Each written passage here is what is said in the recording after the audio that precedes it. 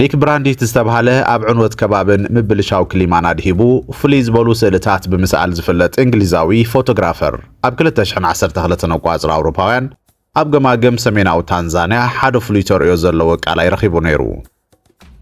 ኣብ ወሰናወሰን እዚ ቃላይ ዝነቐፁ ፍጥረታት በብሸነኹ ተበቲኖም ምስ ረኣየ ግርምትኡ ብካሜራ ክሕዞ ወሰነ። ነቶም ዝነቐፁ ፍጥረታት ኣንጻር እቲ ደም ዝመስል ሕብሪ ዘለዎ ቃላይ ኣቐሚጡ ድማ ብዓይኒ ካሜርኡ ሰኣሎም። እቶም ዝሰኣሎም ምስልታት ኣብ ኢንተርኔት ምስ ዘርግሖም ድማ ብኡ ንብኡ ኣብ ማሕበራዊ መራኽቦታት ዕለቕለቑ። ምኽንያቱ ዝተለመዱ ምስልታት ዘይኮኑስ ናይ ዝኾነ መርገም ምስሊ እዮም ዝመስሉ ነይሮም። ብርግጽ እውን ብገለ ሸነኽ መልክዖም መርገም እዮም ነይሮም። እቲ ቃላይ ኣብ ታንዛንያ ዝርከብ ናትሮን እናተባህለ ዝጽዋዕ ቃላይ እዩ። እዚ ቃላይ እዚ ምናልባት ኣብ ምድሪ ካብ ዘለው ተፈጥራዊ ቦታታት እቲ ዝያዳ ተጻባኢ፣ እቲ ዝያዳ ባዕዳዊ፣ እቲ ዝገርም ጽባቐ ዘለዎ ቦታ ክኸውን ይኽእል እዩ። ቃላይ ናትሮን ካብ ሳተላይት ብዝተረኸበ ስእሊ እንትርአ ምድሪ ታንዛንያ እሾኽ ወጊእዎ ዝደም ዘሎ እዩ ዝመስል። ኣብ ምብራቕ ኣፍሪካ ሓደ ዓብዪ ሓጓፍ ሽንጥሮ ኣሎ። እዚ ሓጓፍ ሽንጥሮ ብኽልተ ዓጀብቲ ገደላት እናተዓጀበ ቀስ ብቐስ ንኣህጉር ኣፍሪካ ብዓመፅ እናቐደደ ኣብ ዓንዲ ሕቖ ኣፍሪካ ዝጎይ ሰፊሕ ስነ ምድራዊ በሰላ እዩ። እዚ ስንጣቕ ተፈጥሮ ሓደ ካብቶም ኣብ መሬት ዘለው ብስነ ምድራዊ ንጥፈታት እሳተ ጎመራን ምንቅጥቃጥ ምድርን ዝንነው ምድሪ እቲ ሓደ እዩ። ቃላይ ናትሮን ከዓ ኣብ ጫፍ ናይዚ ሽንጥሮ እዚ ተኣርኒቡ ኮፍ ኢሉ ዘሎ ቃላይ እዩ። ቃላይ ናትሮን ንውሓቱ ብግምት ከባቢ 57 ኪሎ ሜትር ስፍሓቱ ድማ ከባቢ 22 ኪሎ ሜትር እዩ። ኣብ መብዛሕትኡ ቦታታት ድማ ዳርጋ 3 ሜትር ዕምቆት ኣለዎ። እቲ ቃላይ ካብ ሊላ ሕብሪ ክሳብ ውፅእ ደም ዝመስል ዝኸይድ ሕብሪ ዝወነነ እዩ። ወሰናወሰን ናይዚ ቃላይ እዚ ሑፃ ዘይኮነስ ብጫማኻ ክትረግፆ ዝጭፍለቕ ክሪስታላይዝ ዝኾነ ሶድየም ካርቦኔት ዝተባሃለ ባእታ እዩ ዘሎ። ኣብ ልዕሊ እዚ ቃላይ ዝርከብ ሰማይ ዳርጋ ኩሉ ግዜ ዋርዋርታ ዋዒ ዝዓብለሎ ኮይኑ ሰባት ናብቲ ቦታ እንትጽጉዑ ድማ ቅድሚ ብዓይኖም ምርኣዮም ፍልይ ዝበለ ጨና እዩ ዝቕበሎም። እዚ ናይ ዝረሰነ ብረት ጨና ዘለዎ ቃላይ ምሕር እንተቐሪብካ ሕውስዋስ ናይ ብዙሓት ኬሚካላትን ኣብ ቤት ፈተነ ሳይነስ ከም ዘለኻ ክስማዕካ ዝገብር ጨና ከም ዘለዎን ይንገረሉ። እቲ ጨና ተሪርካ ምዃኑ ዝተለዓለ ኣፍንጫኻ ክደፍኖ የዕንትኻ ማይ ክመልኦ ከም ዝኽእል እቶም ቀሪቦም ዝረኣይዎ ይምስክሩ። እዚ ቃላይ ዘለዎ ሙቆት ክሳብ 60 ዲግሪ ሴንቲግሬድ ዝበፅሕ እዩ። እዚ ማለት ድማ ኣብ ደቃይቕ ውሽጢ ስጋ ከብስል ዝኽእል ዋዕ ኣለዎ ማለት እዩ። ኣይገርምን?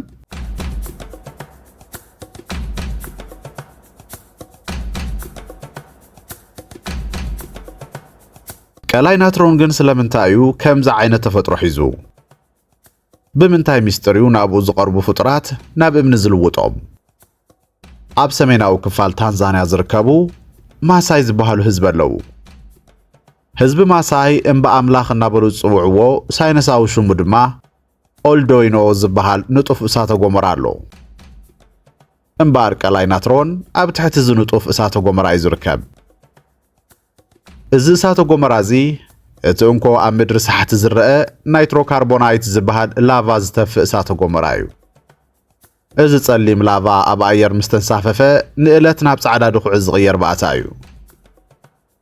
ምስ ግዜ ድማ እዚ ባእታ እዚ ብበዝሒ ናብቲ ቃላይ ተኣኪቡ ይውሕዝ።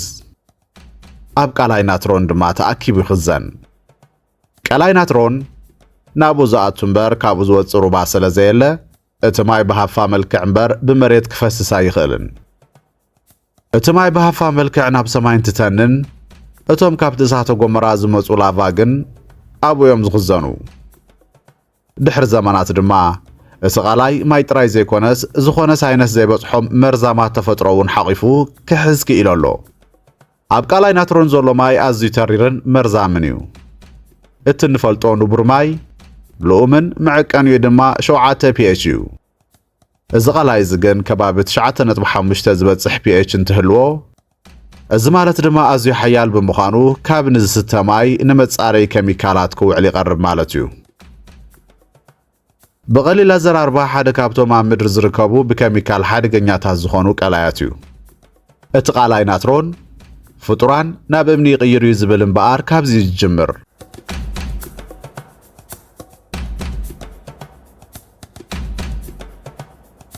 ሓደ እንስሳ ናብቲ ቃላይ ናትሮን ከኣቱ እንከሎ ንእለት እዩ ከውሒ ዝቕየር። እቲ ኣዝዩ መርዛም ዝኾነ ማይ ምስቲ ኣብ ቆርበት ዝርከብ ባእታ ተራጺሙ ነቲ እንስሳ ናብ ሓደ ዝነቐጸ እንስሳ ይልውጦ። እቲ ኣዝዩ ዝገርም ድማ እቲ እንስሳ ደም ዝበሃል ከይፈሰሶ ናብ እምኒ ዝቕየረሉ ኸይዲ ልክዕ ከምቲ ሳይነሳውያን ዝጥቀምሉ መድረቕ ሬሳ ዝበሃል ኬሚካል ምዃኑ እዩ። ንሓደ ብህይወት ዝነበረ እንስሳ ስጉኡ ብምቑራይ ናብ ሓደ እምኒ ድዩ ሓፂን ዘይፍለጥ ምስሊ ይቕይሮ። ነቲ ስጋ ካብ ምብስባስ ደው ኣቢሉ ናብ ሓደ ተሪር ማዕድናዊ ቅራፍ ይቕይሮ።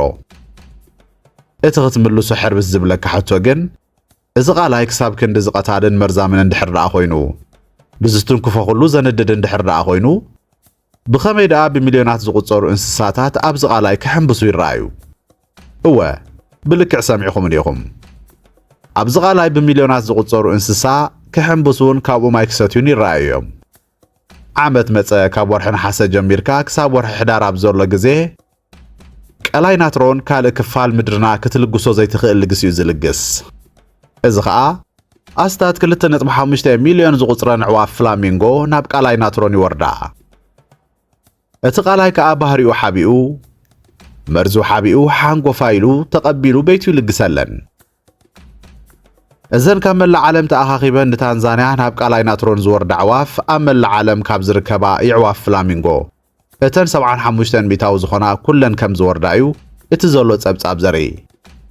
ተኣኻኺበን ናብ ዝተጻባኣ ዝኾነ ቃላይ ዝወርዳ ከዓ ኣብ ካልእ ክረኽብኦ ዘይኽእላ ጽላል እዚ ቃላይ ስለ ዝህበን እዩ። ኣብኡ ይራብሓ፣ ኣብቲ ጭቃ ሰፈረን ይሰርሓ፣ እንቋቑሖአን ኣብቲ ቐልዓ ቦታ የፍርያ። ኣብ ትሕቲ ዝቁጡዕ ማይ ኣብ ትሕቲ እዚ ኣብ ደቃይቕ ውሽጢ ቆርበት ሰብ ክሕርር ዝኽእል የዕዋፍ ፍላሚንጎ ግን ብናጽነት ተፈጥራዊ ኸይዲ መነባብሮን ይፍጽማ። ንዕዋፍ ፍላሚንጎ ይኹን ናተን እንቋቑሖ ዝደሊ ጸላኣ ድማ ብዝኾነ ይኹን መለክዕ ደፊሩ ክቐርባ ይኽእልን። ደቂ ሰባት ኣዛብእ ብዃርያ ይኹን ተኹላ ናብዚ ቃላይ እዚ ተንከሲሎም ክቐርቡ ስለ ዘይኽእሉ ኣዕዋፍ ፍላሚንጎ ብዘይ ሃዳናይ ብናጻነት ናብረን ይቕጽላ።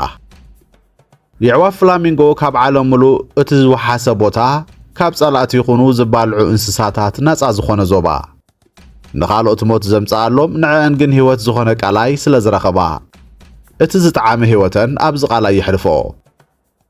ካልእ እዚ ቃላይ ካልእ እንስሳ ክትንክፎም ዘይኽእሉ መርዛማት ባክቴርያታት ዘፍሪ እንትኸውን ንፍላሚንጎ ግን ቀንዲ ምግቦም እዞም መርዛማት ባክቴርያታት እዮም።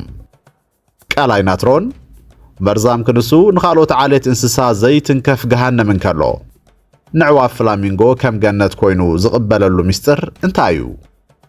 የዕዋፍ ፍላሚንጎ ነቶም ዘይሓቁን መርዛማትን ባክቴርያታት እናጻረየ ዘእቱ መንቋሕቋሕታት ዝበሃል ክፍለ ኣካል ኣለዎም። ብተወሳኺ ቆርበት ዕዋፍ ፍላሚንጎ ጸረ ናይቲ ኣብ ቃላይ ናትሮን ዝርከብ ኣልካላይን ዝኾነ ረጒድ ቅርፊት ዝተሓንገጠ እዩ። ተፈጥሮ ንዕዋፍ ፍላሚንጎ ኣሻርያ ብኹሉ ሸነኾም ቃላይ ናትሮን ዘይትትንክፎም ጌራያ ፈጢራቶም። እኳ ደኣስ እቲ ንብዙሓት ዘይተዳሃለ ቃላይ ናትሮን ንዕዋፍ ፍላሚንጎ ከገልግል ዝተፈጠረ ክመስል ካብ ካልኦት ጸላእት እናሓለወ ምግበን እናፍረየ እዩ ዘንብረን ዘሎ። እቲ ምኽንያት ናይ ብዙሓት ሞት ዝኾነ ቃላይ ንዕዋፍ ፍላሚንጎ ግን ኢድ ሂቡ ሚልዮናት ኮይነን ክፋረያ ባይታ የጣጣሐለን። እቶም ኣብ ጥቓ ቃላይ ናትሮን ዝነብሩ ህዝቢ ማሳይ ኣብ ከባቢ ቃላይ ናትሮን ካብ ዝኾነ ጽሑፋዊ መዝገብ ንላዕሊ ንነዊሕ እዋን ተቐሚጡ እዩ። ህዝቢ ማሳይ ንቃላይ ናትሮን የኽብርዎ እምበር ኣይፈርህዎን እዮም። ንህዝቢ ማሳይ እቲ ኦልዶዮኖ ሌንጋይ ዝበሃል ነቲ ቃላይ መሪዙ ዝምግቦ ዘሎ እሳተ ጎመራ ስነ ምድራዊ ሓደጋ ኣይኮነን። ብናቶም እምነት ኦልዶዮኖ ቤት ኣምላኾም እዩ። እቲ እምባ ብፍንጀራ ይዛረብ፣ እቲ ቃላይ ድማ ከም ቅዱስ መስትያቱ ኮይኑ የብርህ። ህዝቢ ማሳይ ነቲ ቀይሕ ሕብሪ ቃላይ ደም ኢሎም እዮም ዝጽውዕዎ። ኣብ ባህል ማሳይ ድማ ደም ማለት ሞት ዘይኮነስ ምልክት ህይወት፣ ምልክት ምቕጻል ዑደት ህይወት እዩ። እቲ እሳተ ጎመራ ብዝፍንጀረሉ እዋን ድማ ህዝቢ ማሳይ ኣብ ጾምን ጸሎትን ይጽመዱ። ኣብ መወዳእታ ቃላይ ናትሮን መርገም ኣይኮነን። ተፈጥሮ ንዓና ትህበና መጠንቀቕታ እውን ኣይኮነን።